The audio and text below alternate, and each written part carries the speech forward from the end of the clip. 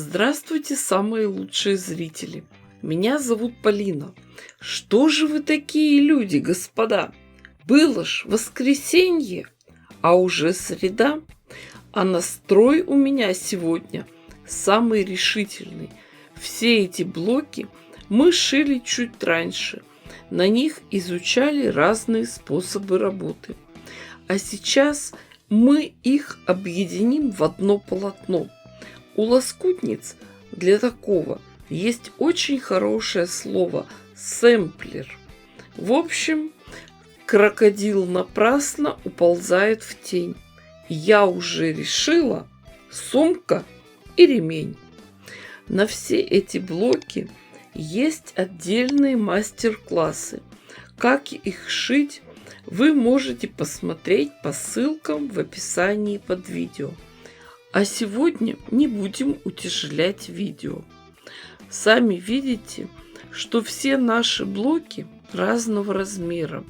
Будем сочинять продолжение каждого блока, чтобы можно было их как-то объединить. Для начала займемся блоками с аленьким цветочком.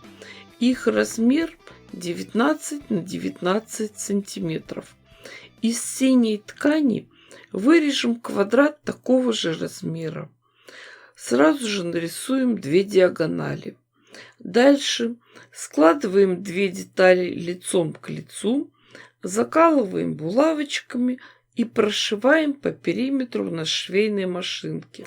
Когда шьем, обязательно делаем закрепки в начале и в конце каждой стороны.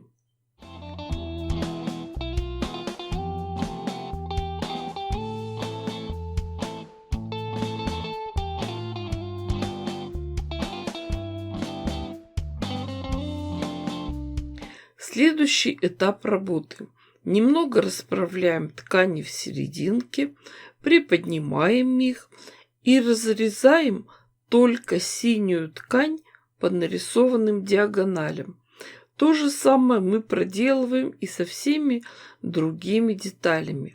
По этому принципу шьется блок квадрат в квадрате.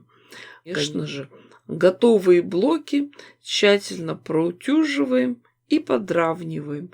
Получаются у нас заготовки размером 24 на 24 сантиметра. А дальше уже начинаем фантазировать. Наверное, надо между этими блоками добавить еще полоску фоновой ткани. Легко. Полоски у меня 6 сантиметров шириной. Остались от предыдущих проектов.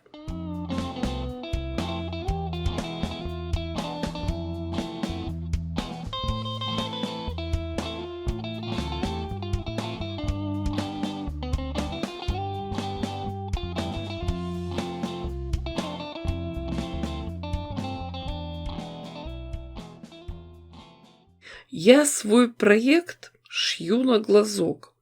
Вот 2 блока соединены, но их длины не хватает, чтобы можно было присоединить большую лоскутную деталь.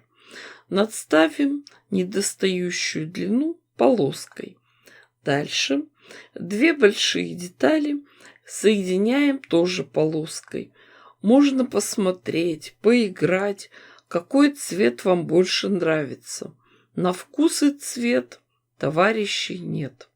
У меня есть прекрасный длинный блок в виде 2 переплетенных зигзагов, но он немного коротковат.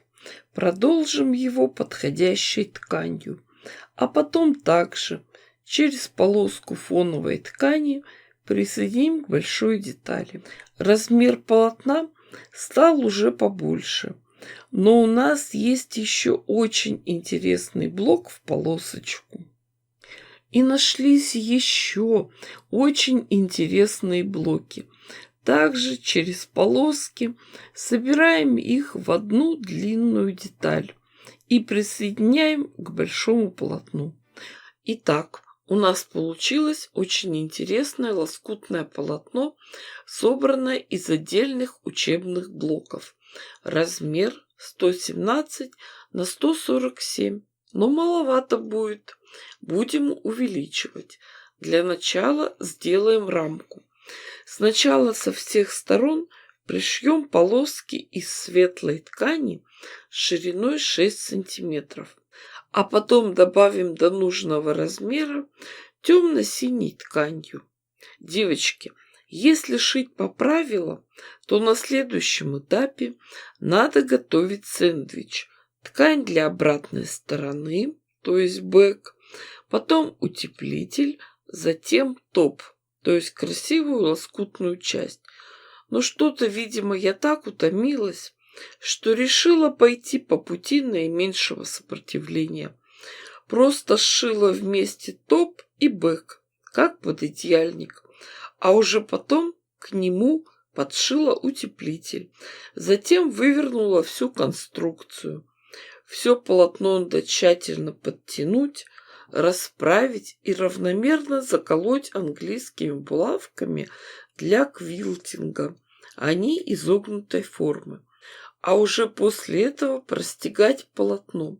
Строчку делаю фигурную, трикотажный шов.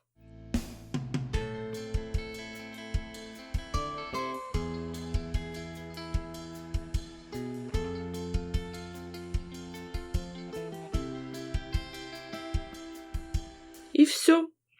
Можно брать красивое новое лоскутное одеяло и идти на улицу, проводить фотосессию. И коротко про погоду. Днем будет светло, ночью темно, а если будет мороз, то еще и скользко. Да, и для жителей районов Крайнего Севера возможны изменения в расписании работы Солнца. Девочки, дорогие мои, вы же понимаете, что я дала вам идею, как объединить самые разные блоки в одно изделие.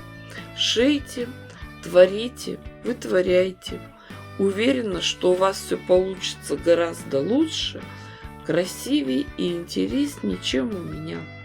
Ставьте классы, пишите комментарии. Обязательно присоединяйтесь к нашим группам ВКонтакте и Одноклассниках. Там можно показать свои работы, обменяться опытом, спросить советов. Жду вас всех и на платформе Дзен. А самые свежие видео в хорошем качестве и без рекламы вы можете увидеть на Бусти. С вами была Полина. Всем пока-пока и до скорых встреч!